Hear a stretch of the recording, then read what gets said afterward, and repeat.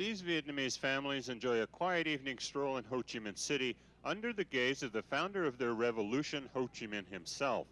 Uncle Ho, as he's affectionately called, seems content here, pleased to be among his people who are finally prospering after a half-century of war and isolation. In Hanoi, Uncle Ho's socialist legacy continues to command reverence. Every day, disciplined lines of Vietnamese file by the entombed body of Ho Chi Minh to pay their grateful respects.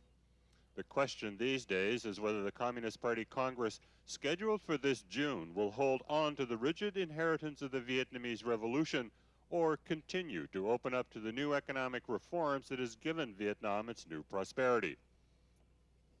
The party holds its Congress every 5 years, and as this year's approaches, the conflict between the advocates of freewheeling economic policies and the ideological conservatives has become sharper and more pronounced. The party hardliners are calling for more state control of the marketplace and more investment for state-run industry. And that has some investors concerned about the future of free market economics.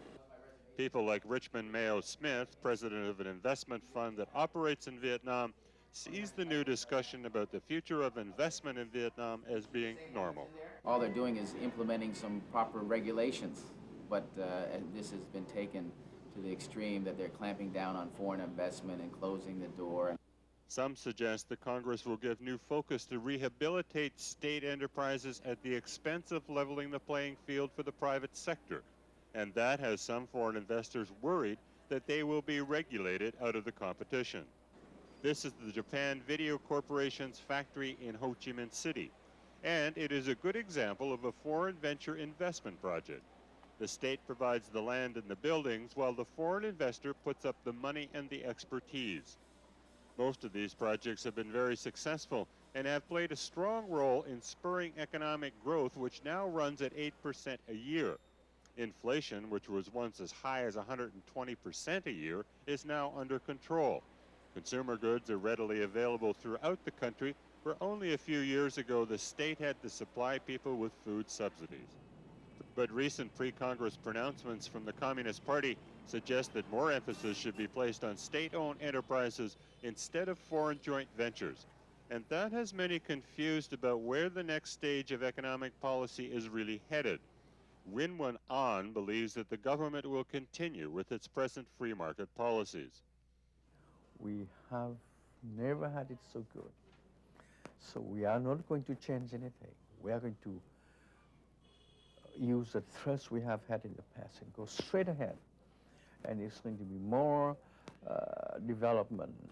One problem that both investors and the Vietnamese themselves have is trying to decide what they can or cannot do at any given moment. The Vietnamese Communist Party has a passion for regulation and is constantly issuing laws, ordinances, decrees, circulars, and guidelines, all of which are interpreted differently by different officials. And in a political year like this one, with the Congress just around the corner, it all just adds to the confusion. And that confusion may contribute to the notion that the party is pulling back. The political noise that precedes a party Congress in Vietnam is just that, political noise. What makes newcomers to Vietnam nervous, particularly new investors, is that the noise sounds also communist. And it is very communist, but it's designed to placate the old conservative guard of the party. Once the June 8th Party Congress is completed, it will be business as usual. Reform economics and chasing investment dollars. Ed Fitzgerald, Asia Business News, Ho Chi Minh City.